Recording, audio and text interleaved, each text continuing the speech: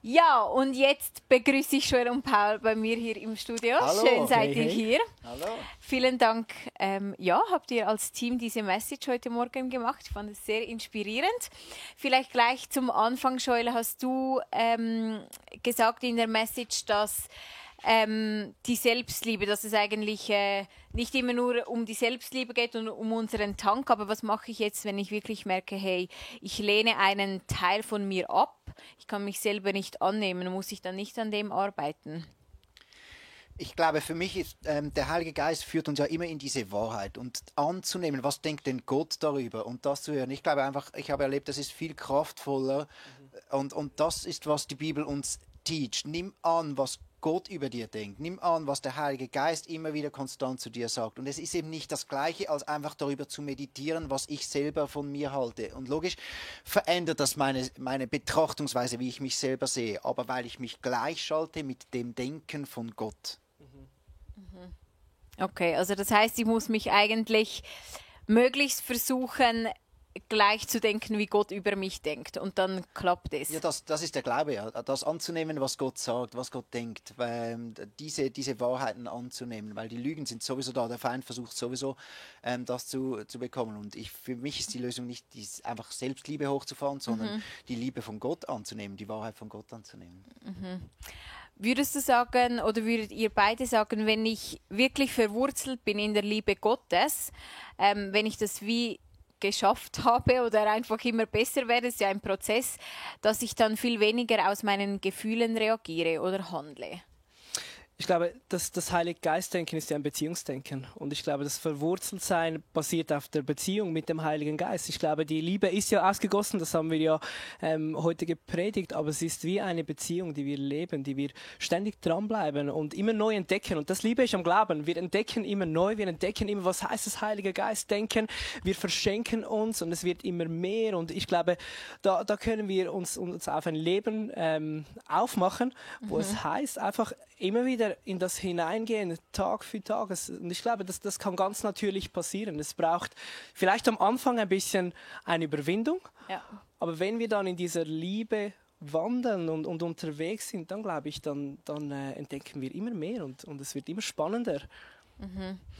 Und was denkt ihr, was ist, wenn ich merke, ich kann nicht in Liebe handeln? Also ich merke vielleicht, ich versage in Beziehungen, in Freundschaften, ich handle nicht aus Liebe. Muss ich da wie einfach abwarten, bis mir der Heilige Geist das irgendwie aufzeigt und bis ich da einfach besser werde? Ist das so eine Kopfsache, wo ich einfach den Schalter irgendwie ummachen muss und sagen muss, doch, jetzt muss ich Gutes tun, jetzt muss ich aus Liebe handeln?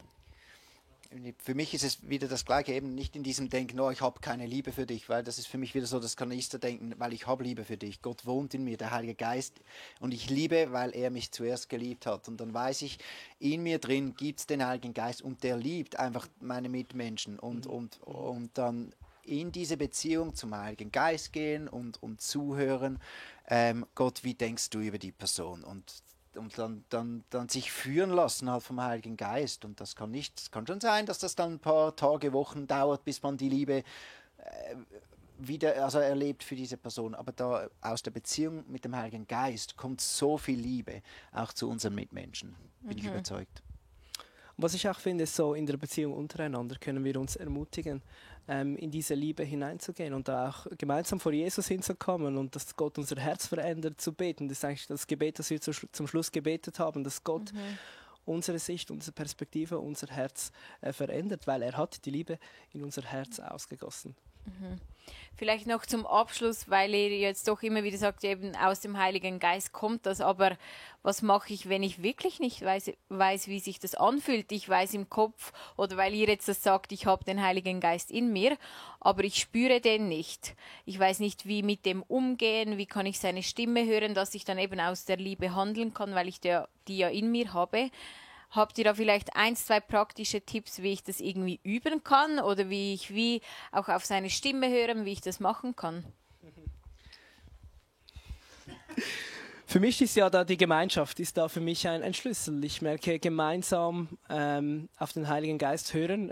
Früher war ich jemand, ich hatte gedacht, Gott spricht nie zu mir. Ja. Und ich habe das erste Mal Gott sprechen gehört in einem Camp, Ja. wo ich einfach merkte, wir sind da gemeinsam, wir suchen gemeinsam Gott. Und ich glaube, Gott ist ja da, er sagt, wenn 2 oder 3 zusammenkommen, da bin ich mitten unter euch. Und ich glaube, da, wenn wir gemeinsam uns auf den Weg machen, auf die Suche, dann glaube ich, dann entdecken wir gemeinsam und das macht Spaß.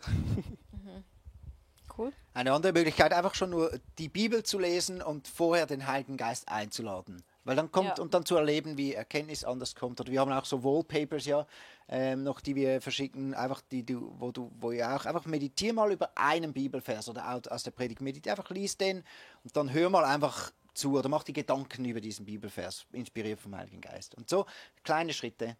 Gern. Sehr cool. Hey, vielen Dank, wart ihr hier.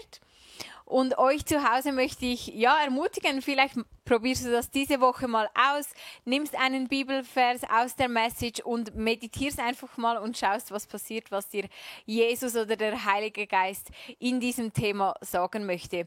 Ansonsten, hey, like unsere Message auf YouTube, wenn sie dir gefallen hat, spreade sie, teile sie und ansonsten wünsche ich dir einen wunderschönen Sonntag und wir sehen uns nächsten Sonntag wieder.